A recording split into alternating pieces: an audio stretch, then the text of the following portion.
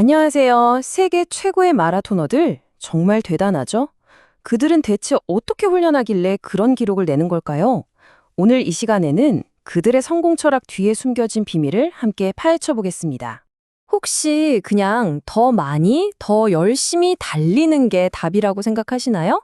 아니면 우리가 아직 모르는 뭔가 특별한 비법이 있는 걸까요? 오늘 영상 끝까지 보시면요. 그 해답이 무작정 많이 뛰는 게 아니라 더 똑똑하게 뛰는 데 있다는 걸 알게 되실 겁니다. 자, 그럼 본격적으로 시작해보죠. 모든 기초가 가장 중요하잖아요. 가장 먼저 이제 막 달리기를 시작한 분들부터 세계적인 프로 선수까지 거의 모든 러너에게 공통적으로 적용되는 기본 원칙들부터 살펴보겠습니다.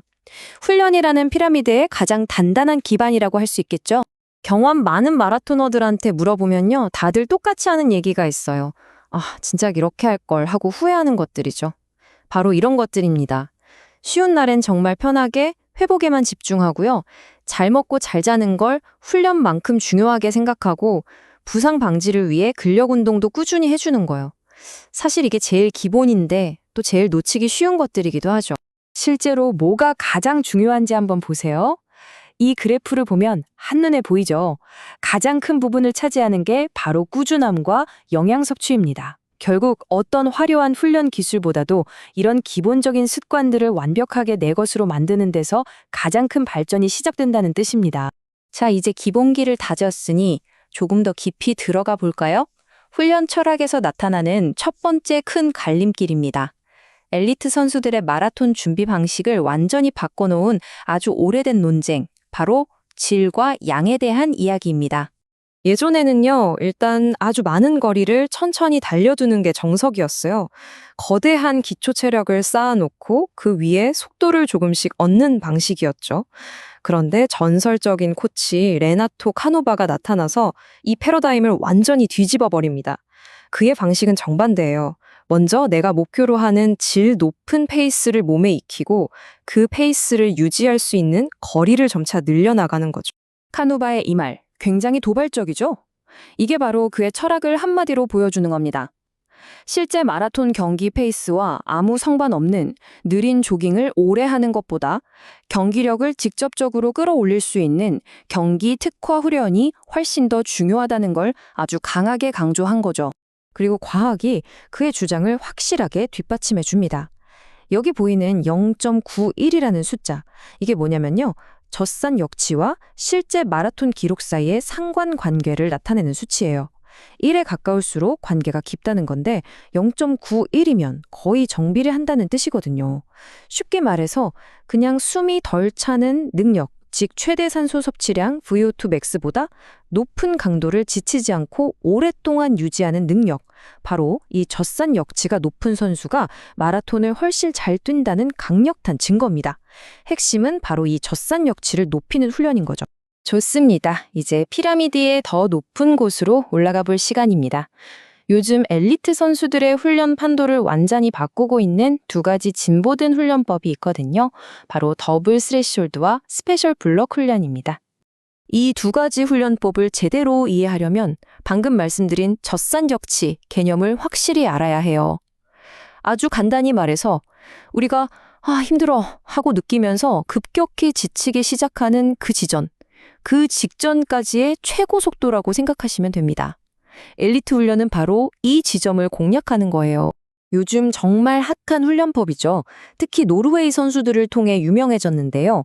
아주 긴 고강도 훈련 하나를 하루에 2번으로 쪼개서 하는 거예요. 오전에 역지 페이스로 한번 뛰고요. 푹 쉬면서 밥도 먹고 회복한 다음에 저녁에 다시 한번 뛰는 거죠. 이 방법의 진짜 놀라운 점은 이거예요.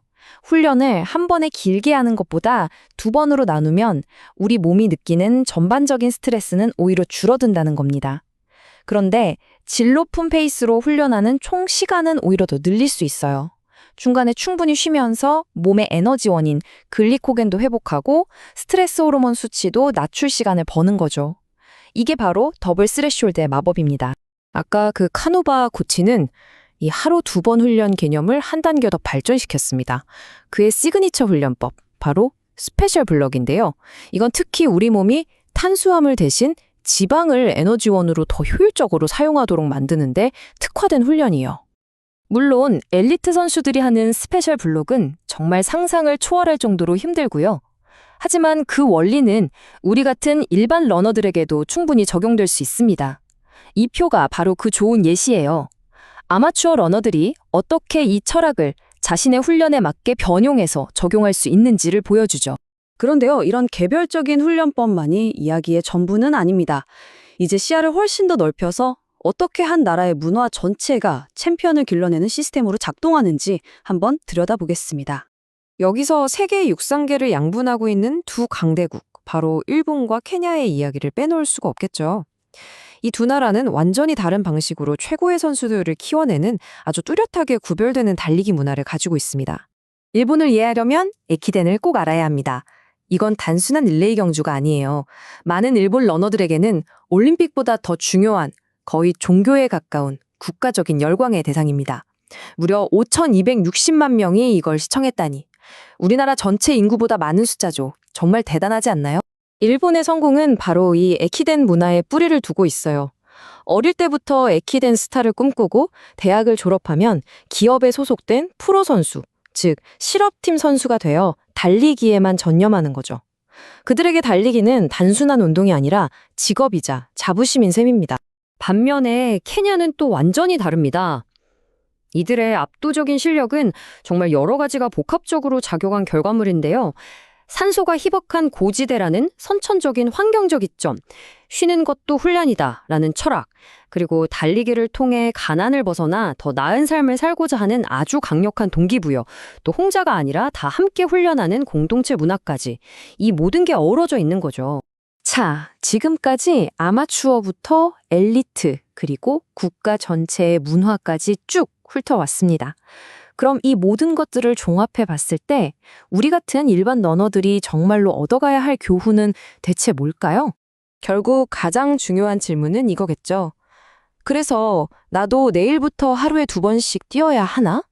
이 모든 엘리트들의 훈련법을 우리 각자에게 어떻게 적용해야 할까요?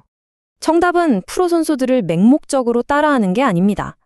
그들을 성공으로 이끈 그 밑바탕에 깔린 원칙을 이해하고 나에게 맞게 적용하는 거예요.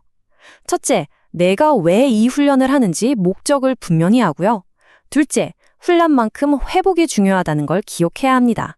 스트레스 더하기 휴식이 바로 성장이니까요. 그리고 마지막으로 가장 중요한 꾸준함. 아무리 좋은 계획도 내가 꾸준히 할 수 없다면 아무 소용 없겠죠. 오늘날 마라톤 훈련이라는 도전이 과거와는 얼마나 차원이 달라졌는지를 보여주는 이 문장과 함께 마무리하겠습니다. 여러분의 진짜 달리기는 어쩌면 지금부터 시작일지도 모릅니다.